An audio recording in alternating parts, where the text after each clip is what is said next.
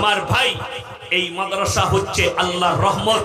শুনে রেখে দেন, পৃথিবীতে 1.5 লাখ মিডিয়া খালি আপনার বিরুদ্ধে চক্র শুরু করেছে। ইসলামকে মিটিয়ে দাও, মাদ্রাসা মসজিদ মিটিয়ে দাও, উলামা মিটিয়ে দাও, কোরআনকে মিটিয়ে দাও। এটা হচ্ছে তাদের চক্রান্ত। আর চক্রান্তটা শুরু হয়েছে শিক্ষিতদের দ্বারা। আমি বলে চাই, এই আমার মুর্শিদাবাদের যুবক ভাইয়েরা আর যুবতীরা শোনো, বেশিরভাগ মুর্শিদাবাদে এই রোগটা, এই ভাইরাসটা ছড়িয়েছে। এই ভাইরাস কিন্তু বাবা মা ছাড়া, আমাদের মানুষ যদি বাবা মারা সচেতন না হয়, এই ভাইরাস রুখতে পারবেন না। প্রত্যেকটা বাড়িতে বাড়িতে ভাইরাস চলে আসবে। আমি ভাবছিলাম মুর্শিদাবাদে দিনের রাস্তা মাদ্রাসা অনেক বেশি। আমার পুরো থানাতে মাত্র 2টো মাদ্রাসা। আমার থানায় কটা মাদ্রাসা বললাম? পুরো থানায় 2টো মাদ্রাসা। মুর্শিদাবাদে বেলডাঙ্গা থানাতেই 40টা মাদ্রাসা হবে। ঠিক বলছি না ভুল বলছি? হরিহরপাড়ায় 20টা মাদ্রাসা হবে, হবে না? হবে না? তাহলে এখানে পরিষ্কার পরিচ্ছন্নতাটা বেশি হওয়া দরকার, এখানে নোংরামিটা কম হওয়া দরকার। কষ্ট কোথায় বলে দিই, হে আমার শিক্ষিত সমাজের মানুষেরা, হে আমার যুবক যুবতী ভাইয়েরা, মুর্শিদাবাদের ছেলে মেয়েরা বেশিরভাগ সমকামিতে লিপ্ত হয়ে যাচ্ছে। আমার কাছে প্রুফ আছে। আমি হরিহরপাড়ায় প্রুফ দেবো, আমি দৌলতাবাদে প্রুফ দেবো, আমি বেলডাঙ্গায় প্রুফ দেবো, আমি বহরমপুরে প্রুফ দেবো। সমকামিতে লিপ্ত হয়ে যাচ্ছে মুসলমানদের ছেলে মেয়েরা। তার মানে এখানকার বাবা মায়েরা সচেতন নয়। শুধু শিক্ষা নয়, আপনার ছেলেকে শিক্ষার সাথে সাথে আদর্শ দেন। আজকে আমি বলছি মুমিন, আপনি নিজেকে মুমিন বলে পরিচয় দিচ্ছেন, অথচ আপনার সন্তান নামাজ পড়ে না, আপনার মেয়ে নামাজ পড়ে না, আপনার স্ত্রী নামাজ পড়ে না, না আপনি তাদেরকে দাওয়াত দেন। কোরআনে আছে, ইয়া আইয়ুহাল্লাযীনা আমানু কুলু আনফুসাকুম ওয়া আহলিকুম নারা।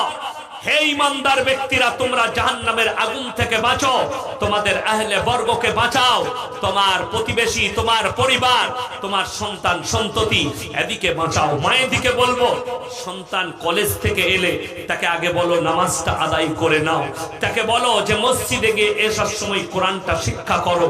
আজকে বড় কষ্ট লাগে, আমাদের দেশের অনেক ডাক্তার মাস্টাররা আমাদেরকে বলে মাদ্রাসায় কোরআন শিক্ষা হয়, হাদিস শিক্ষা হয়, আলেম তৈরি হয়, কিন্তু একটা মাদ্রাসার ছেলেরা সায়েন্স জানে না, ইংরেজি জানে না, অঙ্ক জানে না, ঠিক কি না?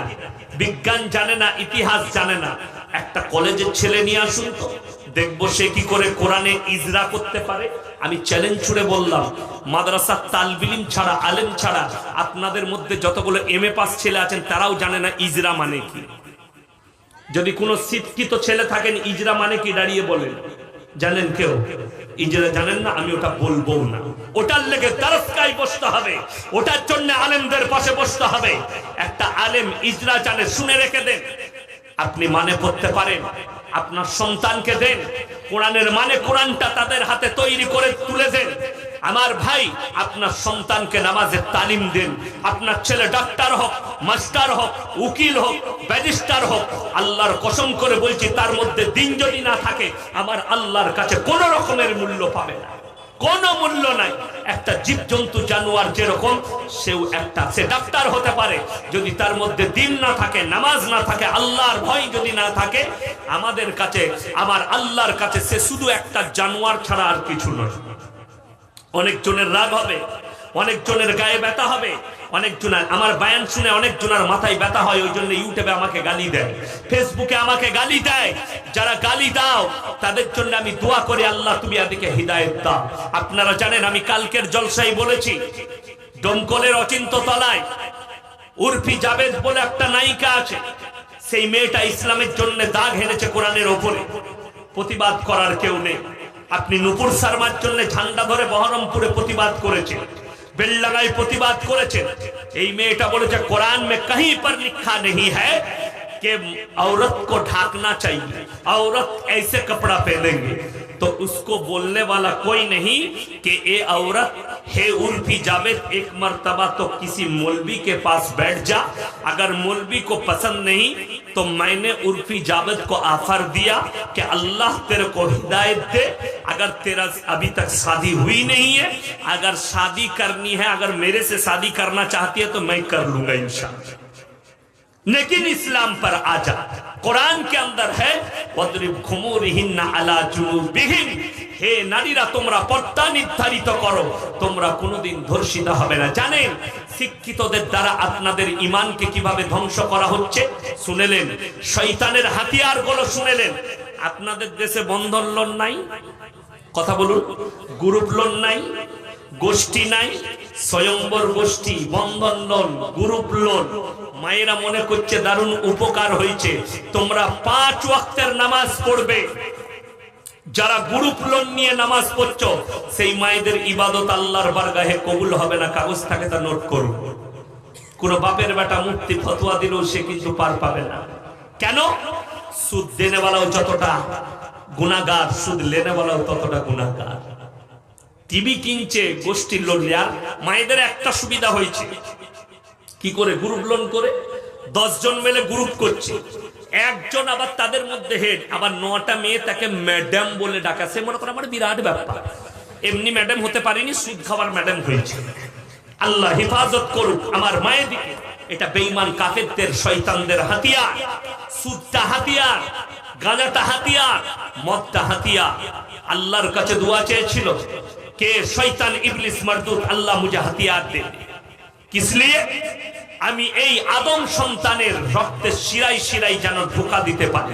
কি কি হাতিয়ার লিবি?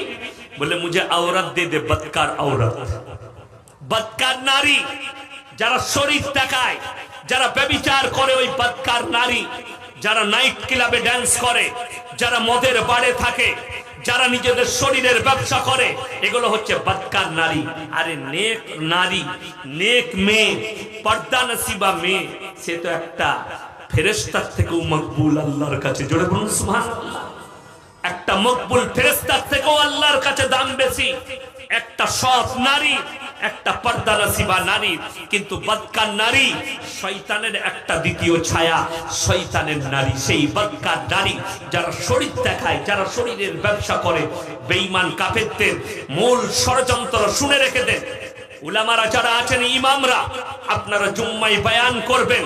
যারা আমার তালিবে ইলমরা আছো, আমার ছাত্রর মতো যে তালিবে ইলমরা আছো, তাদের জন্য আমার দোয়া রইল। কাল আমি মারা যেতে পারি, আমার এই কথাটা ব্রেনে গেঁথে নাও। তুমি তোমার সমাজের মানুষকে বলবে, এটা নকল নয়, আমার কথা পৌঁছে দিবে। আমরা যেমন কোরআন হাদিসের কথা পৌঁছাচ্ছি, আমার ব্রেনে জেগেছে। শোনো, বেঈমান কাফেররা বলেছে, বেঈমান কাফের যে কোনো ডাক্তারের কাছে যাবেন বহরমপুরে, তারা বলে ছোট পরিবার সুখী পরিবার। এখন কিন্তু মানুষের ব্রেনে এটাই ঢুকেছে, ঠিক কিনা? মেয়ের বিয়ে দিতে যাচ্ছে, বললে কটা ছেলে পেলে গো? ছোট পরিবার দেখবে, একটাই যেন বেটা হয়। ঠিক বলছি না ভুল বলছি? লোকে চাইছে ছোট পরিবার যেন হয়। এটা কিন্তু বেঈমান কাফেরদের একটা বড় ষড়যন্ত্র ইসলামের প্রতি। কোরআন খোলো, কোরআনের কথা বলে দিচ্ছি। আমার আল্লাহ রাব্বুল আলামিন কোরআনে বললেন, ওয়ালা তাকতুলু আওলাদাকুম খাশিয়াতা ইমলাক নাহনু নারযুকুহুম ওয়া ইয়াকুম। হে নবী বলো, তোমরা দরিদ্রতার ভয়ে তোমাদের আওলাদকে কতল করো না। আগেকার মানুষ তারা কি কটা করে ছেলে নিত? 10টা, 15টা, 6টা, 7টা, 8টা। ঠিক বলছি না ভুল বলছি বাবা? এত সন্তান নিয়েছে। এখনকার শিক্ষিত দিকে জিজ্ঞেস করে আসুন, আগেকার লোক মূর্খ ছিল বে, ওই জন্য জানতো না। এখন তো স্ট্যান্ডার্ড যুগ, ওই জন্য একটার বেশি ছেলে যায় না। এবার তোর একটার বেশি হবে না, মাল নাই তো তোর ভাড়িতে। আমি ওই জন্য বলেছি একটা জলসা, উপযুক্ত বয়সে বিবাহ দাও। আগেকার মানুষদের কত বছর বয়সে বিয়ে হতো বাবা? 12 বছর, 10 বছর, 14 বছরে বিয়ে হয়ে যেত। অনেক বাবাজিদের হয়েছে। ঠিক বলছি না ভুল বলছি? আমাদের বাপ দাদুদের হয়েছে কম বয়সে বিয়ে, আমাদের মা বোনেদের। এখন ডাক্তার, সরকার নিয়ম করেছে 18 বছর, 20 বছর নিয়ম করেছে, কিন্তু ইসলাম বলছে উপযুক্ত বয়সে বিবাহ দিয়ে দাও। আল্লাহর হাবিব সাল্লাল্লাহু আলাইহি সাল্লাম মা আয়েশা সিদ্দিকা রাদিয়াল্লাহু তাআলা আনহাকে বিবাহ করেছিলেন 6 বছর বয়সে, আর সংসার শুরু করেছিলেন 9 বছর বয়সে। যদি হাদিস আর কোরআন খুলেন, মেয়েরা এবং ছেলেরা যখনই 9 বছর পেরোয় তখন বালিগানি করিবা, আর যখন 10 বছরে পা দেয় একটা মেয়ে আর ছেলে, তাদের মধ্যে যৌবন চলে আসে। ওই জন্যই তো সারগাছি পার্কে জায়গা হচ্ছে না। বললেই রাগ করবে, বাস্তব কথা বলছি। শুনেলেন, ব্যভিচার বেড়ে যাবে। বেঈমান কাফেরদের ষড়যন্ত্র। 1 মাস আগে সুপ্রিম কোর্ট রায় দিয়েছে আমাদের ভারতের মেয়েরা তাদের 6 মাস পর্যন্ত গর্ভ নষ্ট করতে পারে, বাচ্চা নষ্ট করতে পারে। এটা দণ্ডনীয় অপরাধ নয়, আগে অপরাধ ছিল। এই ঐতিহাসিক রায়ের কারণে শুধু মুসলমান সমাজ নয়, আমাদের গোটা সমাজ ধ্বংস হয়ে পড়বে। আজকে বড় কষ্ট লাগে, ফেসবুক আর ইউটিউব খুলতে ভয় লাগে। আমাদের মতো মৌলবীদিকে আমাদেরকে ফেসবুক ঘাঁটতে ভয় লাগে। কেন জানেন? আজকে বহু নারী তারা নিজেদের অঙ্গ খুলে ন্যাংটো অবস্থায় দাঁড়িয়ে যায়। হায়রে দেশ, কি বলবো জানেন? সেলুকাস এই দেশ থেকে পালিয়েছিল একটাই কথা বলে, কি বিচিত্র এ দেশ। সেলুকাসের কথা নাই? সেলুকাস কি বলেছিল? কি বিচিত্র এ দেশ। এই হারামখোর দিকে দেখেই বলে হলো, এদিকে দেখি সালারা কোন জাত ভেবে পালা হলো সে। এই দেশের লোক কেন বলে দিই, সুপ্রিম কোর্ট রায় দিয়েছে যে 6 মাস পর্যন্ত বাচ্চা নষ্ট করবে। শুধু তাই নয়, সুপ্রিম কোর্টে কেস চলছে হিজাব নিয়ে। আপনারা জানেন না? জানেন না? হিজাব, একটা মেয়ে হিজাব পরে স্কুলে যেতে পাবে না, পাবে না। বড় কষ্ট লাগে, জানি না। আমি সুপ্রিম কোর্টকে সম্মান করি, কিন্তু যিনি জজের চেয়ারে বসে আছে আমাকে দেখে কষ্ট হচ্ছে। সেই লোকটা কোন চরিত্রের লোক হতে পারে আমার জানা নেই, আল্লাহই বেহতার জানে। আমি প্রকাশ করব না। যে যিনি বসে আছেন তিনি একটা মেয়ে শরীর থেকে স্কুলে যাবে তার লেগে কেস লড়তে হচ্ছে। আর ভারতের দিল্লি, বোম্বাই, কলকাতার এয়ারপোর্টে আমাদের দেশের নায়িকারা ন্যাংটো ঘুরে বেড়ায়, তাদের জন্য আইন প্রয়োগ হয় না। বেশ্যা মেয়েরা শরীরের ব্যবসা করছে। বহরমপুরে হাজার হাজার যুবক যারা বেশ্যাখানায় গিয়ে নিজেদের যৌবনকে নষ্ট করছে, পতিতালয়ে গিয়ে নিজেদের যৌবনকে নষ্ট করছে। আমাদের দেশের প্রত্যেকটা শহরে মধুচক্র চলছে, একের পর এক হোটেল ধরা পড়ছে, একের পর এক লজ ধরা পড়ছে। এদের জন্য সুপ্রিম কোর্টে কেস লড়তে হয় না, কিন্তু একটা মেয়ে মুসলমানদের শরীর ঢাকতে গেলে তাকে কেস লড়তে হয়। এটার জন্যই সেলুকাস তোমাদের এই কারণে তোদিকে দেখে পালিয়েছিল দেশ ছেড়ে। বড় কষ্টের বিষয়। আল্লাহ তাআলা মুসলমান আপনাকে হেফাজত করুক। সব সময় ভাববেন রুজির মালিক, সকলে বলুন কে? আল্লাহ। রুজির মালিক আল্লাহ যদি বিশ্বাস করেন যে সন্তান আপনার স্ত্রীর পেটে আসছে, সে নিজের রুজি মেপে আসছে। আপনারা দেখেছেন কাতারে বিশ্বকাপ অনুষ্ঠান হচ্ছে, হচ্ছে না হয়নি? ফিফার যারা কর্তা আছে তারা মনে মনে ভাবছে আমি কত বড় পাপ করেছি এদিকে দিয়ে। কেন? কাতার আজকে বিশ্বকে জানিয়েছে শান্তির ধর্ম একমাত্র ইসলাম, যেটার মধ্যে কোন রকমের নোংরামি আর বাদকারি নাই। জোরে বলুন সুবহানাল্লাহ। যার কারণে স্টেডিয়ামে মদ নিষিদ্ধ করেছে। স্টেডিয়ামে যারা খেলা দেখতে গেছে, প্রথম দিনে উদ্বোধনীর দিনে চেয়ারে কি কি নামানো ছিল জানেন? একটা ব্যাগের মধ্যে একটা নামাজের মুসল্লা, জোরে বলুন সুবহানাল্লাহ, একটা কোরআন শরীফ, একটা আতর, একটা সুরমা, একটা মেশওয়াক। সেই ব্যাগের মধ্যে নামানো ছিল গিফট, কোরআন, ইসলাম প্রচারের জন্য। ইসলাম যে শান্তির ধর্ম। সেখানে একটা ছেলে যার হাত দ্বারা, যার কোরআনের তেলাওয়াতের দ্বারা উদ্বোধন হয়েছে, সেই ছেলেটা হচ্ছে হ্যান্ডিক্যাপ, যার হাত নেই, পাগুলো নেই। সেই ছেলেটা ইতিহাস আমি বার করলাম। এই ছেলে যে এত ধনী ছেলে, কি করে জন্ম নিল? আমাদের দেশের কোন বড় লোক, কোন ধনী, কোন কোটিপতি, কোন শিক্ষিত যদি জানতে পারে তার স্ত্রীর পেটে বিকলাঙ্গ আছে, তার স্ত্রীর পেটে একটা ছেলে হাত পা নাই, এমন সন্তান আছে, সঙ্গে সঙ্গে ইনজেকশন দিয়ে মেরে সেই সন্তানকে নষ্ট করবে। তার মা বাপ প্রতিবেদনে রেখেছে, যখন মায়ের গর্ভ চেক করা হলো, ডাক্তার বলেছে আপনার স্ত্রীর সন্তান পেটে যে সন্তান আছে তার পা দুটো অর্ধেক নেই, নষ্ট করে দেওয়া ভালো। তারা স্বামী স্ত্রী বলেছিল এটা আল্লাহ দিয়া নিয়ামত, এটা কখনো নষ্ট করব না। আল্লাহ যেটা দিয়েছেন এটাই আমাদের জন্য দৌলত, এটাই আল্লাহ দিয়া নিয়ামত, এটার বদলা আল্লাহ আমাদেরকে কিয়ামতে দিবে। যা দিবে আল্লাহর তরফ থেকে আসবে। জোরে বলুন সুবহানাল্লাহ। তাদের ঈমানের মজবুতির কারণে আজকে ওই ছেলেটাই বিশ্বের ইসলামের প্রচারক হয়ে দাঁড়ালো। জোরে বলুন সুবহানাল্লাহ। আল্লাহ তার কোরআনের তেলাওয়াতের দ্বারা ফিফা ওয়ার্ল্ড কাপ উদ্বোধন হলো। এটাই বিশ্বের মানুষের জন্য ভাবার, মুসলমানদের জন্য ভাবার। আল্লাহ কোরআনে এই কথাটাই বলেছে, আর ওটার উপরেই তারা আমল করেছে। আর আমাদের দেশের বেঈমান কাফের নেমোখারামদের আমল করছে। মুসলমানদের শিক্ষিত লোকরা এরা বেঈমানদের কথা আমল করে, কিন্তু মৌলবীর কথা, কোরআনের কথা আমল করে না, নবীজির হাদিস আমল করে না। আর আপনি বলছেন দুদিন নামাজ পড়ে জান্নাতে যাবেন, আপনার স্ত্রী স্ত্রীর পেটের যারা সন্তান নষ্ট করেছো, যারা কতল করেছো, শুনে নেন আল্লাহর কাছে সবথেকে বড় পাপ হচ্ছে শিরকের পাপ।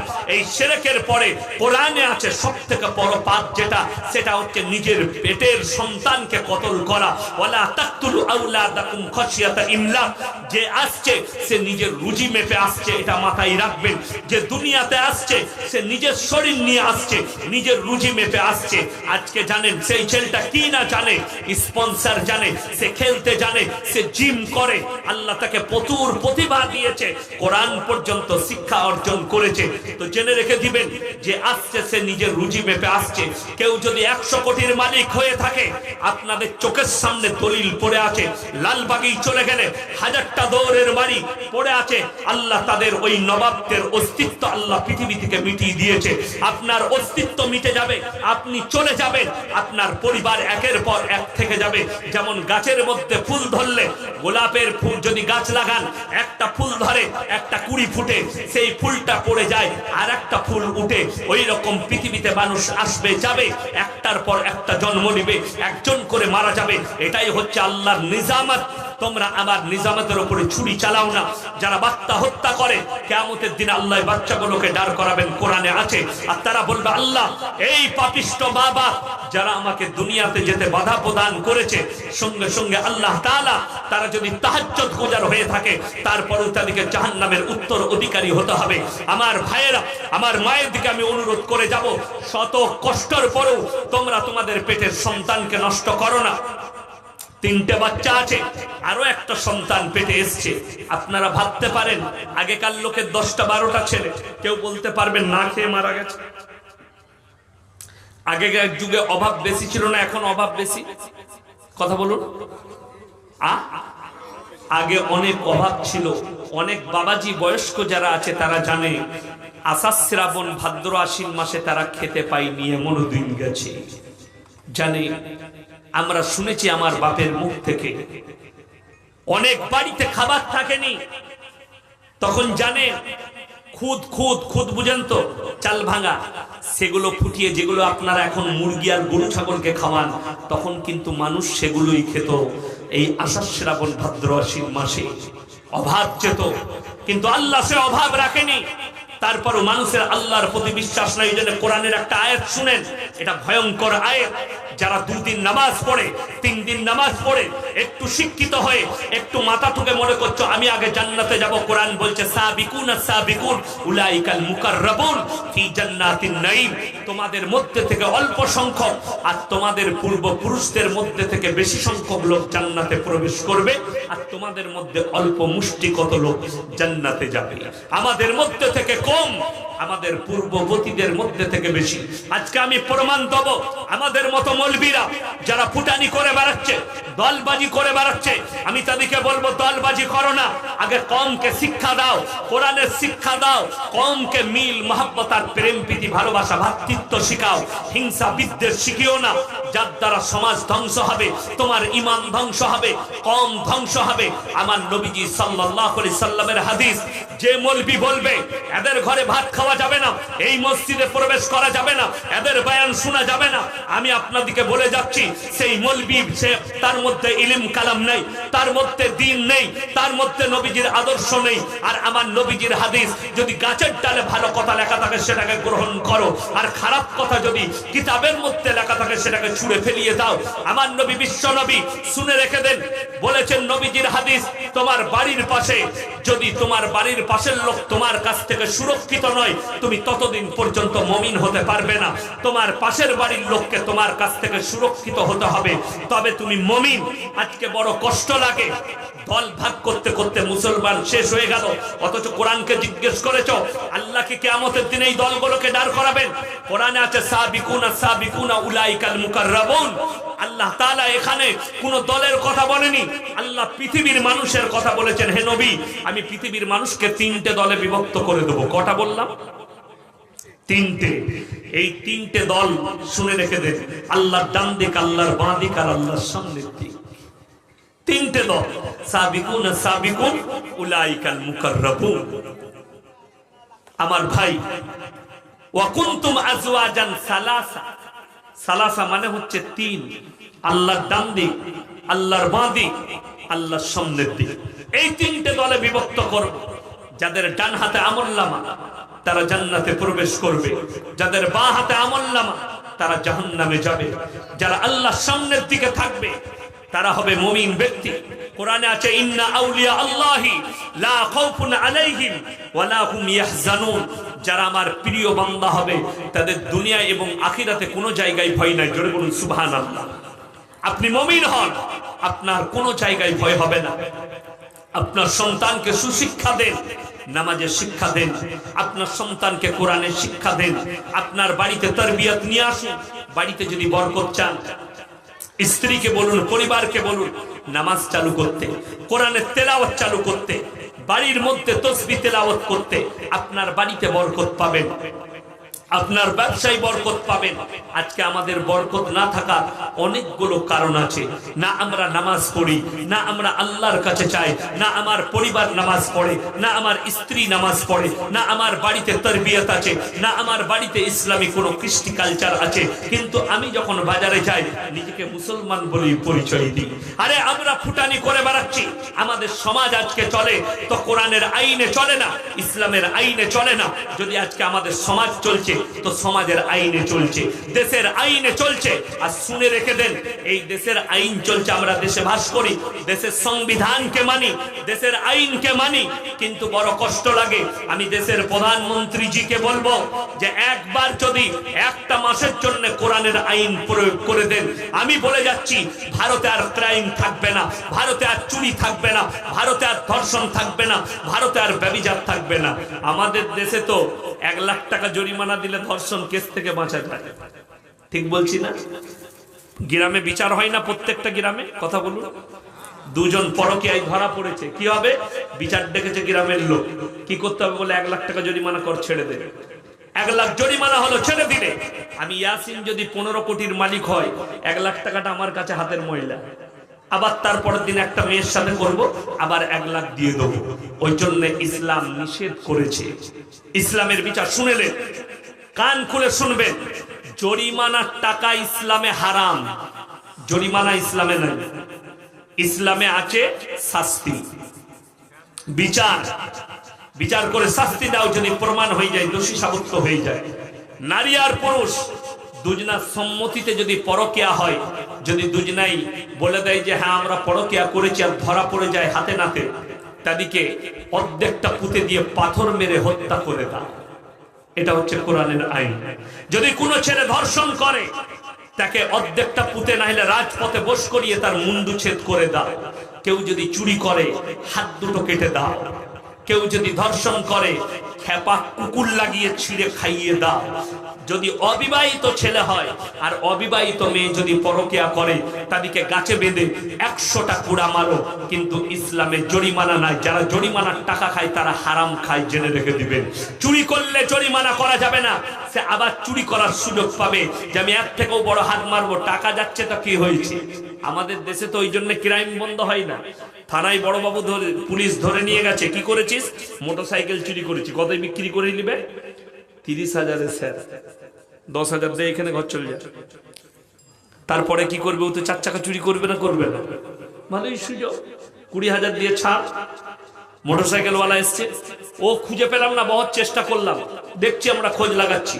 ও খুঁজতে খুঁজতে 6 মাস, আপনি দেখলেন সালাই গেছে জান। এটাই চলছে আমাদের দেশে। ওই জন্য ইসলামে জরিমানা নাই। সে অন্যায় করেছে, চুরি করেছে, হাত দুটো কেটে দাও, দ্বিতীয় আর চোর খুঁজে পাবে না। ধর্ষণ করেছে, মুন্ডু ছেদ করে দাও, দ্বিতীয় আর ধর্ষণকারী খুঁজে পাবে না। শুনেছেন মক্কা মদিনায় কোনোদিন চুরি হয়েছে? মক্কা মদিনায় ধর্ষণ হয়েছে? শুনতে পাবেন না। মক্কা মদিনায় দোকান খুলে পড়া থেকে আজান হয়েছে, মসজিদে প্রবেশ করলো নামাজের জন্য। হীরের দোকান খোলা আছে, সোনার দোকান খোলা আছে। আর আমাদের দেশে যদি কেউ নামাজ পড়তে যায়, চানাচুরার দোকান খুলে ঘুরে এসে দেখবে 2টি চানাচুরু পড়ে নেয়, সম্মান দিয়ে পালিয়ে। ঠিক বলছি না ভুল বলছি? তাইলে ইমানের পার্থক্য আছে, বুঝলেন কতটা? খালি মমিন বলে দিলে হবে না, নিজেকে মমিনের আখলাক আর চরিত্রগুলো নিয়ে আসতে হবে। সবাই নিয়ত করুন তো আমরা সবাই আল্লাহর রাস্তায় ফিরবো। জোরে বলুন ইনশাআল্লাহ। কোরআনের সাথে সম্পর্ক করবেন। শুনে রেখে দেন আমার ভাই, পৃথিবীতে যদি বাঁচতে চান, কোরআনে চালু উলামা ওয়ারাসাতুল আম্বিয়া, নবীজির হাদিস, উলামারা হচ্ছে আমার ওয়ারিস। কোরআনে অপর জায়গায় আছে ইন্নামা ইয়াখশাল্লাহা মিন ইবাদিহিল উলামা, আমার নবী আর পয়গম্বরের পরে যারা আমাকে সবথেকে বেশি ভয় করে তারা হচ্ছে উলামা সম্প্রদায়। এদের সঙ্গে টাচে থাকবেন, জোরে বলুন ইনশাআল্লাহ। টাচে থাকবেন। যদি ফোন নম্বর না থাকে আমার ফোন নম্বর ইউটিউব থেকে জোগাড় করবেন। আপনার যে মৌলবীকে ভালো লাগে সেই মৌলবীর কাছ থেকে আপনি ভালো মন্দ জানবেন। কোন মৌলবীকে আমি মানা করব না, আপনার পছন্দ মতো মৌলবীর কাছ থেকে আপনি মাসলা মাসাইল জানবেন। ছেলের বিয়ে দিচ্ছেন, আপনি জানবেন হুজুর আমার ছেলের বিয়ে সুন্নত তরিকায় কি করে করব। আমরা খোঁজ নিই। আমাদেরকে দুটো কাজে রেখেছে সমাজের লোক, হলে আর মলে। হয়েছে কানে আজান দিতে হবে, মরেছে জানাজা পড়তে হবে, বলে বাকি সবও আমরা বুঝে লু, তাই না? ওই জন্য এই আপনাদের এই কুরবানির সময় বেলডাঙ্গা হাট থেকে আমাকে ফোন করেছিল কেউ, আমি মাদ্রাসায় আছি, হুজুর ভালো আছে? আমি ভালো আছি। কি হয়েছে বাপ? বলে এই হাটে আছি বেলডাঙ্গা, একটা গরু এখন লেংচিয়ে চলছে, এটা কুরবানি দেওয়া যাবে? আমি বললাম কিনেলে ও যেমন লেংচিয়ে চলছে তুইও লেংচিয়ে জান্নাতে ঢুকবি। কি বলবো তাকে? আমরা হাটে আর ভালো গরু নাই। এ বাবা শুনবে, বেটার বিয়েতে খোঁড়া গরু দিলে অসুবিধা আছে? অসুবিধা নাই। বেটার বিয়েতে কানা গরু জবাই করো, বিটির বিয়েতে কান কাটাটা জবাই করো, নেজ কাটা জবাই করো, পা কাটাটা জবাই করো, কোনো অসুবিধা নাই। কুরবানিতে ভালো মানে 5,000 টাকা মালটা কম হচ্ছে। আর কুরবানির সময় পাইকাররা খুব চালাক। আমি বলছি ভাই কুরবানি হয়ে যাবে, ওই মাল কটা আমার খাবে কবরে। খালি শালা নেজ কাটাগুলো কুরবানির সময় তুলে, সিং ভাঙাগুলো কুরবানির সময় তুলে, ওইগুলো পাইকারকে দিকে কসাইকে গরু জবাই করে দিবে, অসুবিধা নাই। গোশটা খেতে অসুবিধা নাই, আপনি জবাই করতে পারেন। কিন্তু কুরবানির সময় বাবা মৌলবি দিকে জ্বলায়। বেটার বিয়েতেও ফোন করে না, কখনো বিয়ে করে না, কখনো ফোন করে। আমাদের দেশে অনেক বিয়েতে দেখবেন গান বাজনা হয় না? আপনাদের দেশে হয় না? কথা বলুন। হয়, গান বাজনা হয়। আপনারা বলুন ইসলামে গান বাজনা জায়েজ আছে? জায়েজ নেই। ইমাম সাহেব যদি 500 টাকা বিয়ে পড়ানি চেয়ে নেয়, এরা তখন চায়ের দোকানে সমালোচনা করবে, ওই ইমামকে রাখা যাবে না, চেয়ে টাকা নিয়েছে। কেউ কোনোদিন সমালোচনা করেছে পাড়ায় বিয়ে হচ্ছে চুয়ার চান্ডালের মতো গান বাজনা করেছে? কোনোদিন সমালোচনা করে না। আরে এত বড় হারাম কাজ করেছে। আর যে ইমাম তোমার খুতবা পড়বে, ইজাব কবুল করাবে, তাকে 500 টাকা দিতে কষ্ট হয় সমাজে, আর 5,000 টাকা ভাড়া করে ডিজে বক্স বাজাচ্ছে। একটা প্যান্ডেলে আমাদের ছেলে মেয়েরা একসাথে বসে খায় আমাদের দেশে, ঠিক বলছি না ভুল বলছি? আপনাদের দেশে আলাদা আলাদা খায়, এক জায়গায় খায়। আর আমার মায়েরা যে পোশাক পরে প্যান্ডেলে আসে, শয়তানও এদিকে দেখে লজ্জা পায়। ঠিক বলছি না ভুল বলছি? ওই জন্য আমি বহুদিন বিয়ে খাওয়া ছেড়ে দিয়েছি। আমি বিয়ে বাড়ি যাই না। কেউ দাওয়াত দিলে বলি বাবা চেষ্টা করব, কিন্তু যাই না। কেন? আলাদা না। বড় কষ্ট, এটা দুঃখের বিষয়। মা, যদি আপনার খাওয়ানোর ওয়াকাত না থাকে, আপনি বলে দিবেন মেয়েদের দাওয়াত নাই, শুধু পুরুষদের দাওয়াত, পুরুষরা এসে খেয়ে যাবে বাড়ি, মেয়েরা দাওয়াত পাবে না। কি বুঝলেন? তখন দেখবেন একবার মেয়েদের গাল দিবে না, প্রচুর গাল দিবে। ওরা ভালো লাইলো, ওরা বেকার, খাবার পয়সা নাইলো, এরপর কুচ্ছ শুনে যাও। কিন্তু আমি হক কথা বলে যাচ্ছি, মায়েরা শুনেলেন, দুটো প্যান্ডেল করবেন, নাইলে একটা প্যান্ডেলের যেমন ঘেরেছেন এরকম ঘেরে দিবেন। একদিকে মেয়েরা খাবে, একদিকে ছেলেরা খাবে। মেয়েদিকে মেয়েরা খাওয়াবে, ছেলেদিকে ছেলেরা খাওয়াবে। আমি যদি মিথ্যা কথা বলে থাকি, আপনাদিকে চ্যালেঞ্জ ছুড়ে গেলাম, আমার গলসি থানায় গিয়ে খোঁজ নিবেন।